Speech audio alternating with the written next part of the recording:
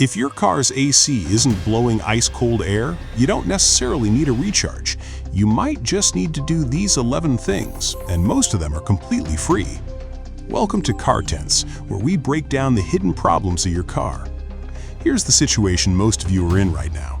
It's hot outside. You get in the car, you crank the AC to max, and after a few minutes, it's okay. Not cold, not refreshing, just okay. So you assume it's low on refrigerant. Maybe you're even thinking about paying someone $150 to recharge it. Stop. Don't do that yet, because there are 11 things that directly control how cold your AC blows, and almost nobody knows about them. I'm going to walk you through every single one. And I want you to stick around to number 7, because that one alone, I've seen the interior temperature drop by 15 degrees in under 3 minutes. No tools, no cost. Most people have never even heard of it. Number 1. Vent your car before you use the AC. When your car sits in the sun, the interior can hit 160 degrees Fahrenheit. If you turn on the AC immediately, it's fighting 160 degrees of trapped heat. Crack your windows for 30 seconds first. Let that hot air escape. Then turn on the AC. Your compressor doesn't have to work nearly as hard, and you'll feel cold air in half the time. Number 2. Never set it to recirculate first. This one surprises people. Most drivers immediately hit the recirculation button thinking they're trapping cold air in. But if the car is already hot, you're just recirculating 130-degree air. Use fresh air mode for the first minute. Once the interior cools down, then switch to recirculation. Now you're locking in cold air, not oven air. Number 3. Check your cabin air filter. This is the single most overlooked part of your AC system. A clogged cabin air filter chokes the airflow to your vents.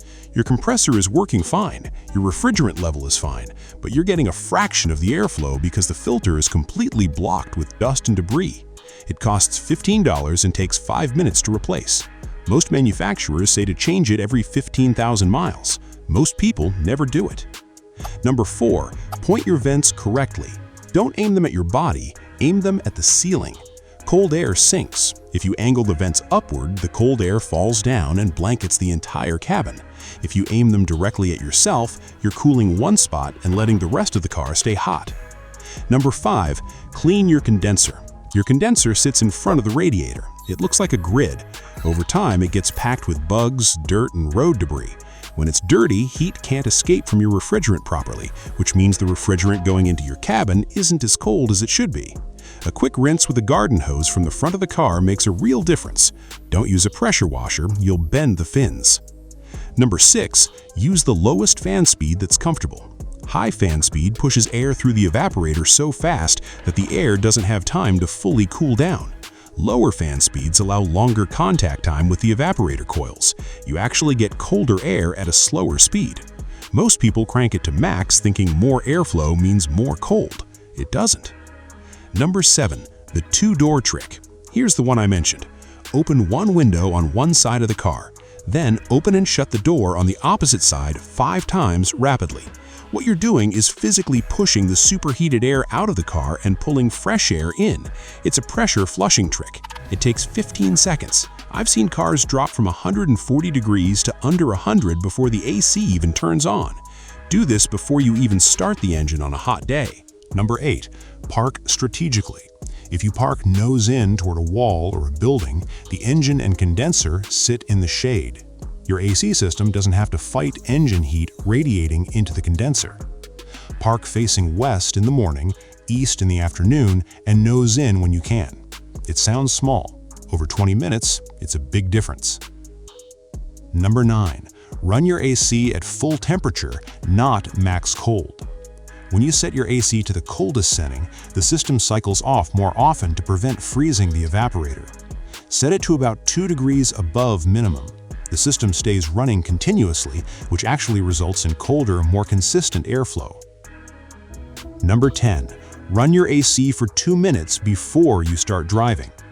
When you're stationary, engine RPM is lower, which means the compressor spins slower.